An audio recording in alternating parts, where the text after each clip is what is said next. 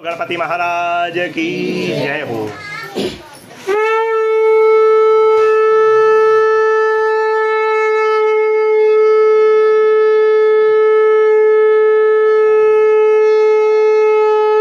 बोलो मंगल मूर्ति गणपति महाराज की जय हो। बहुत पुराने समय की बात है जब गणपति का प्राकट्य माँ की कृपा से हुआ था, और इस कथा को मैं भजन और सत्संग के माध्यम से आपके बीच में लाया हूँ। आइए ध्यान से सुनेंगे, बड़ी प्रेम भरी कथा है ये।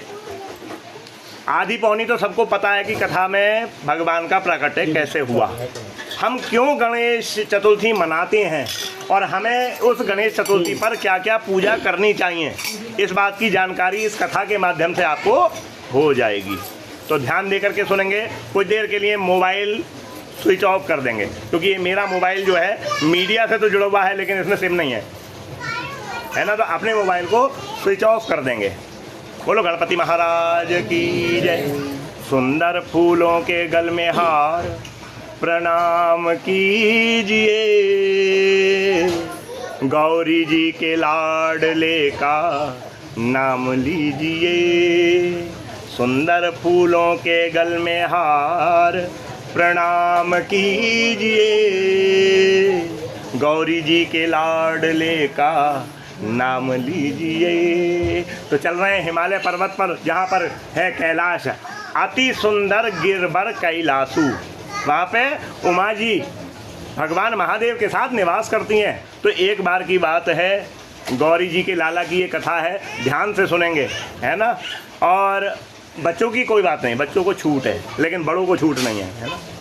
तो आज गणपति के जो है हम स्वरूप का दर्शन करने जा रहे हैं। गौरी जी ने एक लीला की थी हिमालय पर।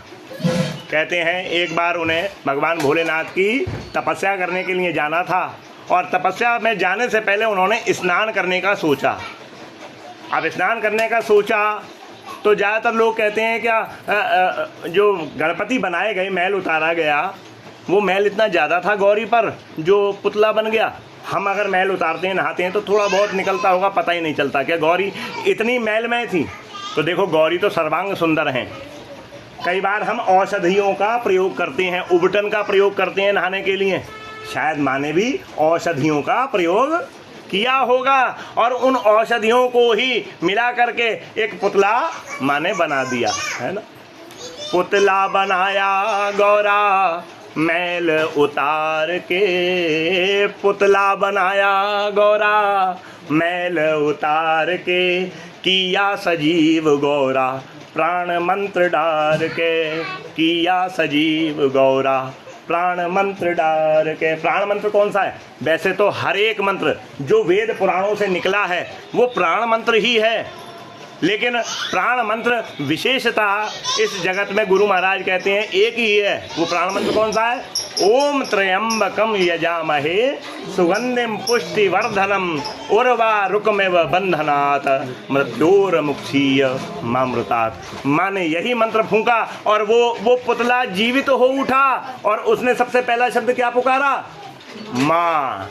तो ध्यान दीजिएगा, सृष्टि का पहला शब्द माँ है, और जब सृष्टि समाप्त तो हो जाएगी, प्रलय हो जाएगी, लय विलय हो जाएगी, तब भी शब्द क्या बचेगा? माँ। जैसे ही माँ उस बच्चे ने पुकारा, माँ बड़ी प्रसन्न हुई, लाला तो मेरे बालक हो, मेरी सेवा करोगे? तो वो बोला कि माँ जब तक इस सीने में प्राण हैं और जब तक मेरे शरीर में ये सांसें चल रही हैं, तब तक मैं आपकी आज्ञा का पालन करूंगा। माँ आज्ञा करो। तो माँ बोली, देखो लाला, मैं स्नान करने जा रही हूँ और अब कलयुग है, किसी की भी जो दृष्टि है वो अच्छी नहीं है, इसलिए मैं तुम्हें यहाँ पर अडिग होने की आज्ञा करती हूँ कि तुम स्वयं भी यहाँ पर अडिग हो जाओ और किसी को आगे भी ना आने दो। कहते हैं वो लल्ला अडिग हो गया, और भगवान की कृपा से माँ आगे स्नान करने चली गई। कहते हैं थोड़ी देर बाद भोलेनाथ आ गए, और भोलेनाथ ने देखा दूर से, अरे छोटा सा बालक है, ये ऊंचे ऊंचे पहाड़ों में क्या कर रहा है? इसे शीत लहर नहीं लगती, क्योंकि पहाड़ों पे तो बर्फ है ना, बर्फ की बारिश होती है, बर्फ है। तो इसे ठंड नहीं लगती, क्या है बात। तो भोलेनाथ इतना सोच ही रहे थे कि बालक के निकट आ गए। भोला भंडारी आया, दूर से ध्यान लगाया। भोला भंडारी आया, दूर से ध्यान लगाया। कौन है ये नन्हा बालक, किस कारण चल के आया। कौन है ये नन्हा बालक, किस कारण चल के आया। बाबा इतना सोच ही रहे थे। बालक बोला, आगे ना जाना जोगी, मैया नहाती होगी। आगे ना जाना जोगी, मैया नहाती होगी। मैया मेरी को अब स्नान करने दीजिए। गौरी जी के लाडले का नाम लीजिए। सुंदर फूलों के गल में हार प्रणाम कीजिए। गौरी जी के लाडले का नाम लीजिए। और कहते हैं बात बात में बात बढ़ गई, और बात इतनी बढ़ गई कि भोलेनाथ को क्रोध आ गया। भोला अगर प्रेम में बात करते हैं तो भोला है, और अगर क्रोध धारण कर लें तो भाला हैं। आज भाला चल गया, त्रिशूल चल गया, और बालक का मस्तक हवा में उड़ गया। जैसे ही हवा में उड़ा तो बालक ने क्रंदन किया। कहते हैं पहला शब्द है माँ, और अंतिम शब्द भी क्या निकला बालक के मुंह से, माँ। जब माँ शब्द निकला तो सारी धरती हिल गई, और ये शब्द माँ के कानों में पड़ गया। कैसे, आगे न जाने दिया, बालक इनकार किया। आगे न जाने दिया, बालक इनकार किया। मार त्रिशूल भोला, मस्तक उतार दिया। मार त्रिशूल भोला, मस्तक उतार दिया। और जैसे ही मस्तक उतरा तो माँ के कानों में वो शब्द पड़ा, और माँ स्नान तो कर चुकी है, अभी केवल एक वस्त्र ही डाला है, श्रृंगार किया नहीं, कानों में कुंडल पहने नहीं, हाथों में लाली लगाई नहीं, चरणों में जो पायल पहनी जाती है, बिछुए पहने जाते हैं, वो भी नहीं पहने माने, और यहाँ तक कि मांग को भी धारण नहीं किया। सब काम छोड़ करके अपने बच्चे की पुकार पर माँ दौड़ी चली आई। आई गौरा महारानी, आँखों में आया पानी। आई गौरा महारानी, आँखों में आया पानी। लाला मेरे को प्राण दान अब दीजिए। गौरी जी के लाडले का नाम लीजिए। सुंदर फूलों के गल में हार प्रणाम कीजिए।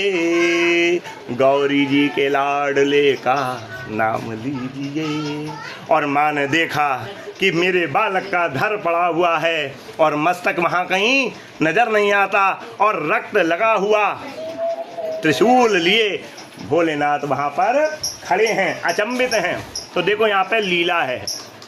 माँ सब कुछ जानती है, भोलेनाथ सब कुछ जानते हैं, फिर भी ये लीला कर रहे हैं हम लोगों को जनाने के लिए कि सृष्टि में जब सबसे पहला उत्पादन माँ ने किया, तो ये बात माँ जानती है और कोई नहीं जानता। भोलेनाथ को भी नहीं पता। क्यों? ध्यान दीजिएगा, जब स्त्री गर्भ से होती है तो सबसे पहले किसे पता चलता है? स्त्री को ही पता चलता है।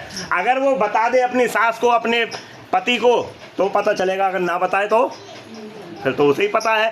तो गोरा और भोलेनाथ का जो डिस्कशन था वो हुआ नहीं था, इस वजह से भोलेनाथ को नहीं पता था। अच्छा, भोलेनाथ भी लीला कर रहे हैं, सर्वज्ञ हैं, सर्वांतर्यामी हैं, लेकिन ये भी बता रहे हैं दुनिया को कि कुछ बातों से अपनी नज़रों को अनदेखा भी कर लेना बहुत अच्छी बात है। आज लीला हो रही है, और माँ ने कहा कि मेरे बच्चे को जीवन दान दो। मेरे बच्चे का दोष क्या था? मेरे बच्चे ने तो मेरी आज्ञा का पालन भर किया था। भोले बाबा, तुम दुनिया को जीवन दान देते हो, मेरे बच्चे को भी जीवन दान दो। आप मृत्युंजय कहलाते हो, मृत्यु आप पर प्रभाव नहीं डाल सकती। आपके भक्तों पे आज आफत आ पड़ी है, प्रभु बचाओ। बाबा बोले, माँ, इस जगत में जो भी आता है और आने के बाद जब समय पूरा करके एक बार चला जाता है तो लौट करके नहीं आता। माँ बोली, कुछ भी हो, मुझे मेरा बालक मुझे वापस चाहिए। अब थोड़ी देर तो हुई, माँ ने संतोष का जो बांध था वो छोड़ना चालू कर दिया। अब तो माँ के शरीर में क्रोध के चिन्ह प्रकट होने लगे। माँ ने, देखो माँ को कहा जाता है गौरा, और जब क्रोध में माँ आती है तो उसी को क्या कहा जाता है? काली।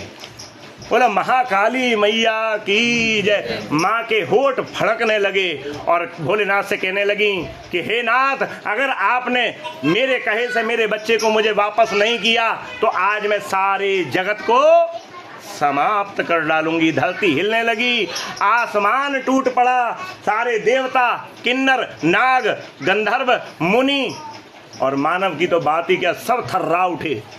माँ विकट हो गई और उसी समय भगवान विष्णु भी वहाँ प्रकट हो गए। तो माँ का ये रूप देख करके समझाने का तो प्रयास किया, लेकिन जब बात न बनती देखी तो भोलेनाथ को भगवान नारायण ने कहा कि हे नाथ, आप कोई उपाय कर दीजिए, माँ के क्रोध को शांत कर दीजिए।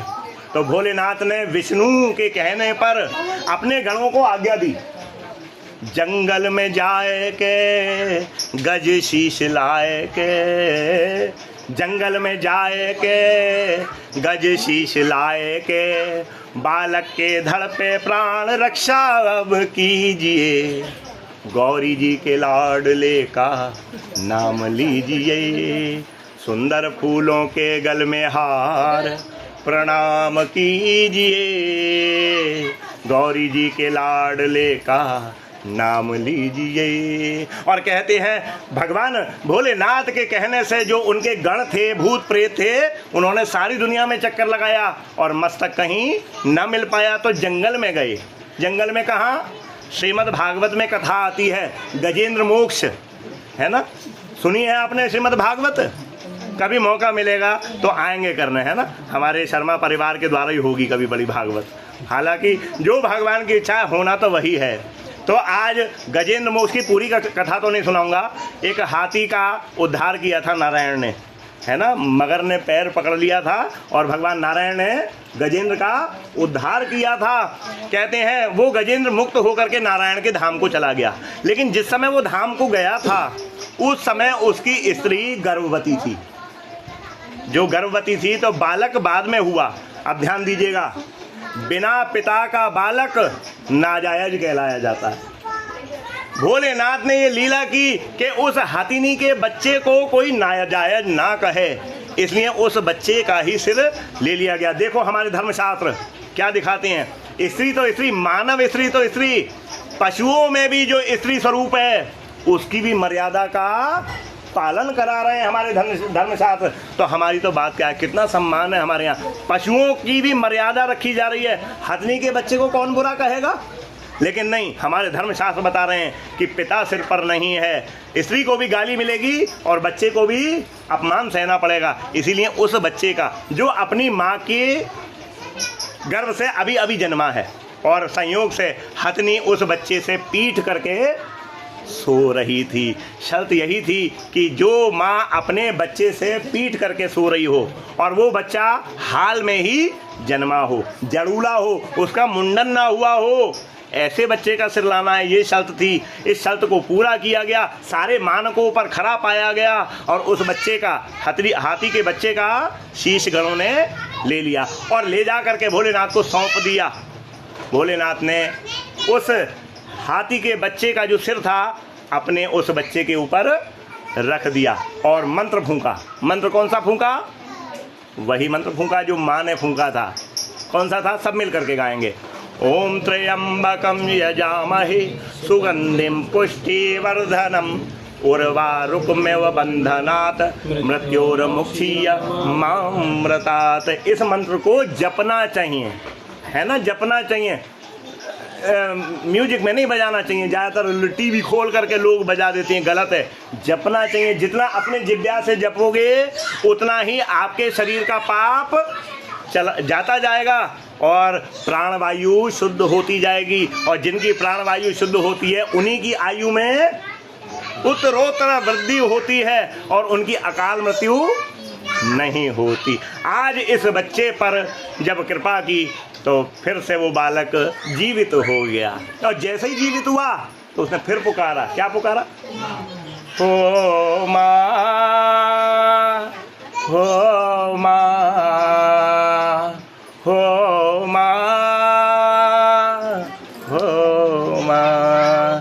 प्रेम भरी शब्द जब बच्चे के माँ स्वरूप कानों में पड़े तो माँ का जो क्रोध था वो शांत हो गया।